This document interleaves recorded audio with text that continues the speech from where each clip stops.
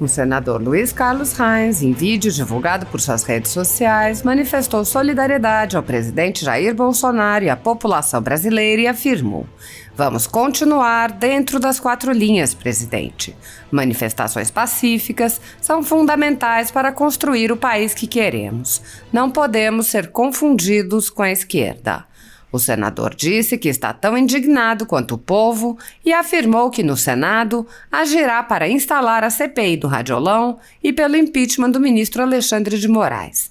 Reins disse: "Vamos seguir a solicitação do nosso presidente Jair Bolsonaro para mantermos manifestações ordeiras e pacíficas em todo o território brasileiro. A nossa bandeira jamais será vermelha." A caçada a conservadores vem fazendo muitas vítimas ao retirar direitos de um grupo de pessoas e tratá-las como sub-humanos. O empresário Luciano Hang foi incluído em inquéritos instaurados a partir de matérias da velha imprensa que nunca apresentaram qualquer comprovação. Quando o caso foi apresentado a um juiz de direito, reconheceu-se que não houve qualquer cuidado na apuração dos fatos e o jornal e a jornalista foram condenados a indenizar o empresário.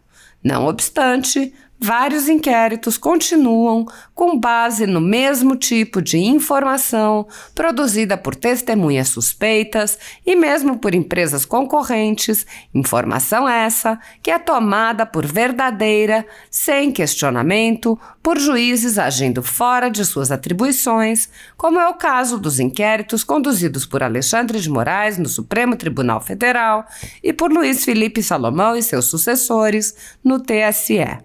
A Folha Política, atualmente, tem toda a sua renda confiscada por uma canetada do ministro Luiz Felipe Salomão, do TSE, com apoio e louvor de Luiz Roberto Barroso, Alexandre de Moraes e Edson Fachin. Há mais de 16 meses, todos os nossos rendimentos são retidos sem base legal. Se você apoia a Folha Política e pode nos ajudar a impedir que o jornal seja fechado, doe qualquer valor usando o Pix através do QR Code que está visível na tela ou usando o código ajude@folhapolitica.org. Se preferir transferência ou depósito, a conta da empresa Raposo Fernandes está disponível na descrição deste vídeo e no comentário fixado no topo. Há 10 anos, a Folha Política vem enfrentando a espiral do silêncio, mostrando os fatos da política brasileira e dando voz a pessoas que o cartel midiático quer calar. Pix ajude@folhapolitica.org. Assista. Quero cumprimentar gaúchas e gaúchos de todas as querências, agradecer ao povo do Rio Grande do Sul, que nesse segundo turno deu uma vitória maior ainda para o presidente Bolsonaro. Eu me empenhei para que isso acontecesse, por quase 500 mil votos a mais de diferença para o candidato Lula. Vim a Brasília, estive no Palácio do Planalto, estive no Palácio da Alvorada, solidário ao presidente Bolsonaro. Estou tão indignado como você nestas questões das pesquisas eleitorais tendenciosas já no primeiro turno. Tenho um requerimento para instalarmos uma CPI do Radiolão, que beneficiou o candidato Lula. Assim também como apresentamos novas provas, novas denúncias contra o Alexandre de Moraes, no que diz respeito à questão do seu impeachment. Vamos seguir a solicitação do nosso presidente, capitão Jair Bolsonaro, para mantermos manifestações ordeiras e pacíficas em todo o território brasileiro. A nossa bandeira jamais será vermelha. Eu sou advogada, estou muito à vontade, não tenho nenhuma vinculação com coisa alguma. A vinculação é comigo mesmo, como cidadã. Então eu estou muito à vontade para falar e dizer o seguinte. A corrupção nunca foi prioridade e agora eu acho que é obrigatório não ser prioridade. Piorou. Agora é obrigatório. Porque sempre se inventa uma tese jurídica para que isso seja postergado. E por que isso? A corrupção nunca foi prioridade. E hoje ela é uma necessidade. Ou seja, obrigatório não haver prioridade na corrupção. Por que isto acontece? Porque ninguém vai questionar a corrupção no Supremo ou na terceira instância de João, José e desse pessoal miúdo. Porque esta corrupção é uma corrupção que fica no juiz de primeiro grau, no juiz de segundo grau. Quem sobe e vai para o tribunal, para os tribunais superiores, é quem tem bons advogados. E geralmente são pessoas bem nascidas, são pessoas que têm grande importância na sociedade. E estas pessoas, ainda no Brasil, são protegidas pelo Poder Judiciário, né? Porque os seus advogados são pessoas que têm trânsito dentro do Poder Judiciário. São pessoas... E o que eu estou dizendo aqui, e que pode parecer um escândalo, que pode ser um absurdo, todo mundo aqui sabe.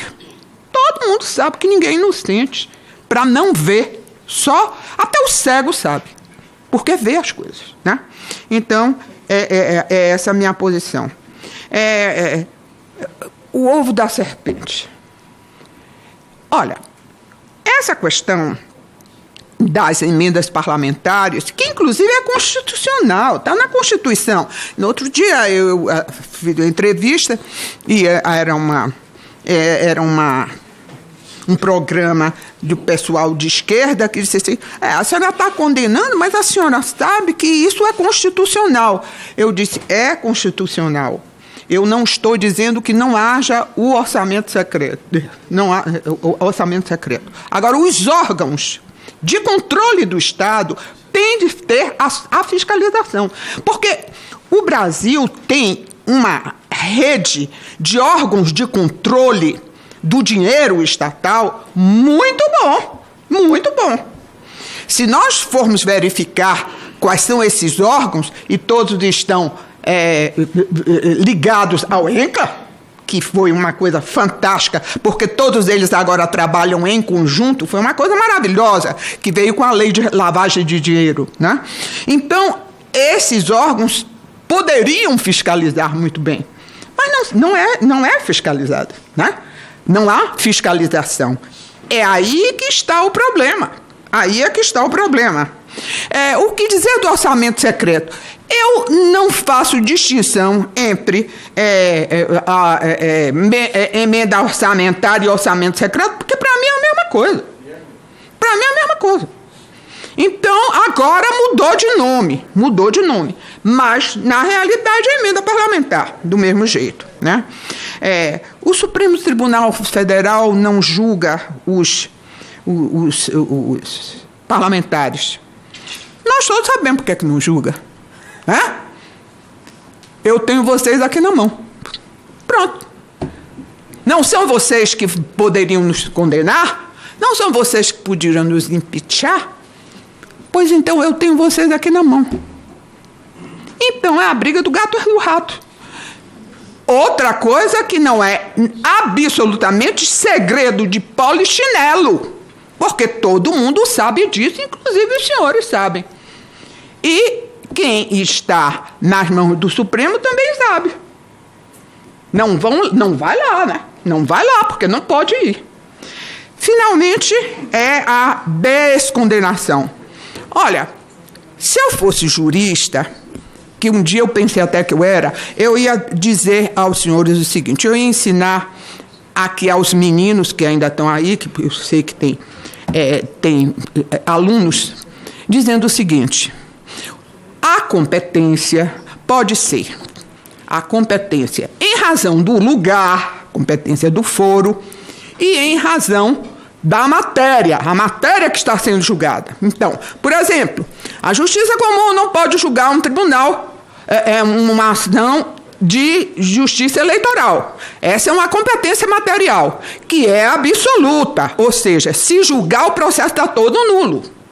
Mas a competência em razão do lugar, todo estudante de direito sabe disso, aprende isso, seja no processo penal, seja no processo civil.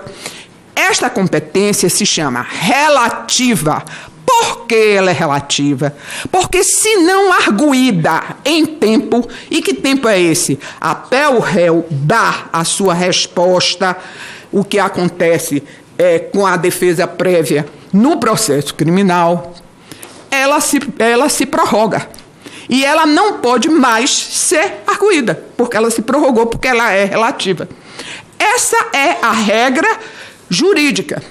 Mas quem faz a lei não são mais vocês aqui. A lei é feita hoje também pelo Supremo Tribunal Federal.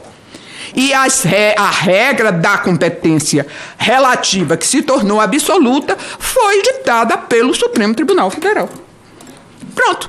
Simples assim. Nada mais a dizer. Por isso que eu não sou jurista, porque eu tenho essa ideia que já está retrógrada, né?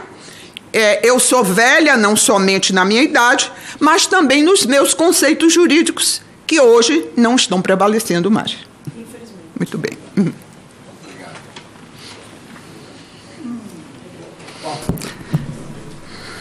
Primeiro, quero parabenizar